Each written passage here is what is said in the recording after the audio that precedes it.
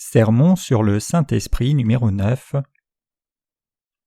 La vie remplie de l'Esprit. Éphésiens 6, versets 10 à 17. Au reste, fortifiez-vous dans le Seigneur et par sa force toute-puissante.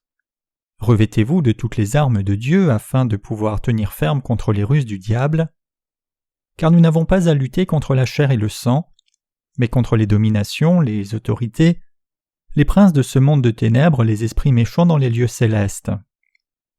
C'est pourquoi, prenez toutes les armes de Dieu afin de pouvoir résister dans le mauvais jour et tenir ferme après avoir tout surmonté. Tenez donc ferme. Ayez à vos reins la vérité comme ceinture, revêtez la cuirasse de justice et mettez pour chaussure à vos pieds le zèle que donne l'évangile de paix. Prenez par-dessus tout cela le bouclier de la foi, avec lequel vous pourrez éteindre tous les traits enflammés du malin. Prenez aussi le casque du salut et l'épée de l'Esprit, qui est la parole de Dieu. Pour être rempli du Saint-Esprit, Éphésiens 5, versets 16 à 18 nous dit « Rachetez le temps car les jours sont mauvais. C'est pourquoi ne soyez pas inconsidérés, mais comprenez quelle est la volonté du Seigneur. Ne vous enivrez pas de vin, c'est de la débauche. Soyez au contraire remplis de l'Esprit. » Pour que les gens soient remplis du Saint-Esprit, ils doivent d'abord croire dans l'évangile de l'eau et de l'esprit et vivre pour cet évangile.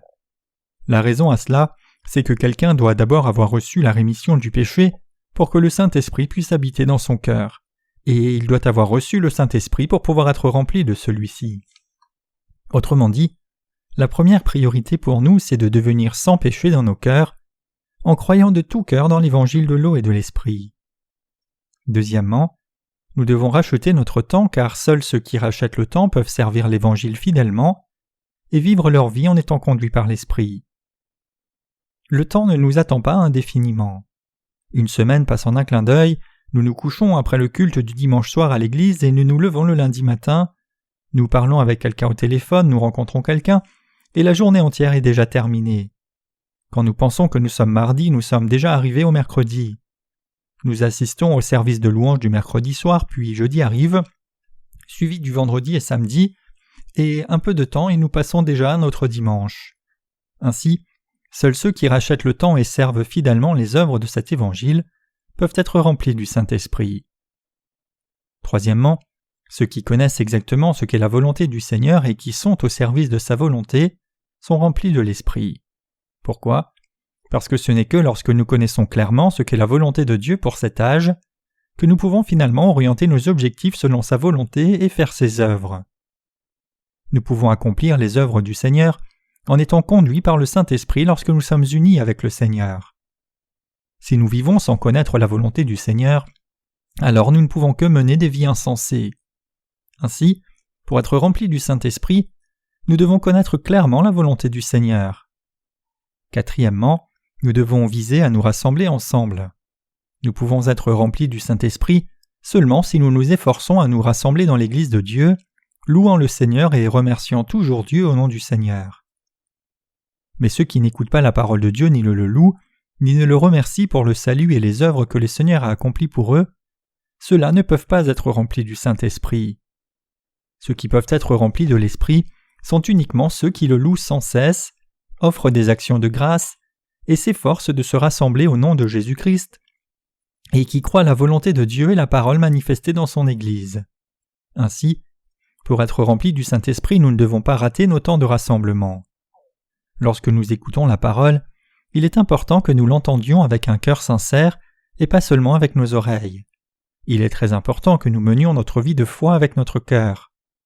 Ce que nous faisons sans y mettre notre cœur ne vaut rien pour le Seigneur. L'homme regarde à ce qui frappe les yeux, mais l'Éternel regarde au cœur.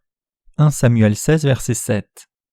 Par conséquent, ceux qui écoutent la parole avec leur cœur peuvent véritablement dire Amen et être reconnaissants. De plus, puisqu'ils peuvent créer un lien avec la parole qu'ils entendent, ils peuvent être remplis du Saint-Esprit. Cependant, ceux qui ne reçoivent pas la parole avec leur cœur, même s'ils entendent la même parole et assistent à la même réunion que les autres, ils ne peuvent dire Amen ni être reconnaissants. Le Saint-Esprit se réjouit de toute notre adoration, de nos louanges et de nos prières qui sont offertes à Dieu avec des cœurs sincères. Pour que nous soyons remplis du Saint-Esprit, il n'y a pas de raccourci terrestre. Le seul raccourci, c'est de croire la parole de Dieu et l'accepter dans notre cœur. C'est pourquoi nous devons chérir nos réunions et nous ne devons pas les prendre à la légère. Alors seulement nous pourrons être remplis de l'Esprit et défendre notre foi jusqu'au jour du retour du Seigneur. Cinquièmement, ceux qui croient dans la parole de Dieu sont remplis de l'Esprit. Lorsque Éphésiens 6, verset 11 nous dit « Revêtez-vous de toutes les armes de Dieu », cela nous dit que nous devons mener nos vies de foi en croyant la parole de Dieu. En entendant la parole de Dieu à travers son Église et en y croyant, nous pouvons être remplis du Saint-Esprit. Sixièmement, nous devons nous appuyer fermement sur la parole de Dieu de tout cœur. Éphésiens 6, verset 13 nous dit aussi « Prenez toutes les armes de Dieu ». Le mot « prenez » fait ici référence à une foi active. En d'autres mots, il s'agit de lire les paroles écrites de la Bible et de s'appuyer fermement dans notre cœur sur ce que nous avons lu. Les 66 livres de la Bible sont remplis de la parole de Dieu.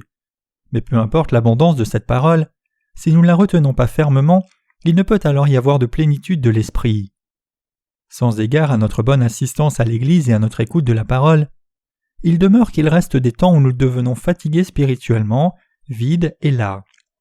Il y a de nombreuses périodes de temps où nous devenons faibles. C'est pourquoi nous devons prendre toute l'armure de Dieu, c'est-à-dire la parole de Dieu. Même s'il ne s'agit que d'un simple passage, s'il est approprié et nécessaire pour vous, alors vous devez vous y accrocher. S'appuyer sur la parole dans nos cœurs de cette façon, c'est la prendre, et c'est la réponse pour vivre une vie remplie de l'Esprit. Vous devez méditer sur la parole et vivre votre vie en croyant que tout s'accomplira selon la parole. Voilà la voie pour être rempli de l'Esprit. En menant notre vie de foi, si nous ne nous appuyons pas fermement sur la parole de Dieu, nous ne pourrons pas garder la foi. Nous traversons des périodes de beau temps et de mauvais temps dans notre vie de foi dans ce monde, et il y a aussi des temps où notre cœur plonge bien bas et devient faible.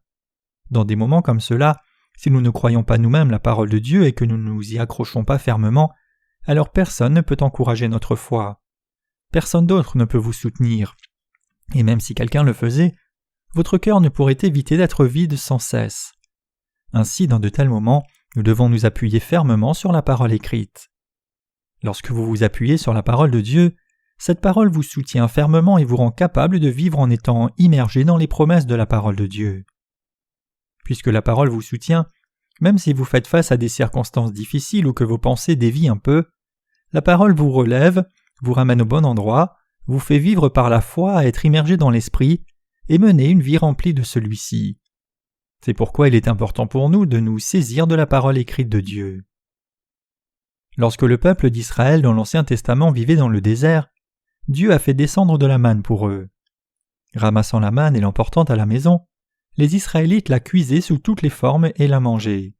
De façon semblable parmi les innombrables paroles de vérité écrites, la parole de vie, vous et moi tenons ferme sur la parole qui est absolument nécessaire pour nous, nous y croyons et nous la prenons. Lorsque vous faites cela, cette parole vous fait prier, elle fortifie votre foi, elle vous rend capable de vivre dans l'espérance et de servir l'Évangile, et elle vous permet d'être béni devant Dieu, de ne jamais le délaisser, mais de rester près de lui dans sa présence. Par conséquent, il est très important de se saisir de cette parole pour être rempli de l'Esprit.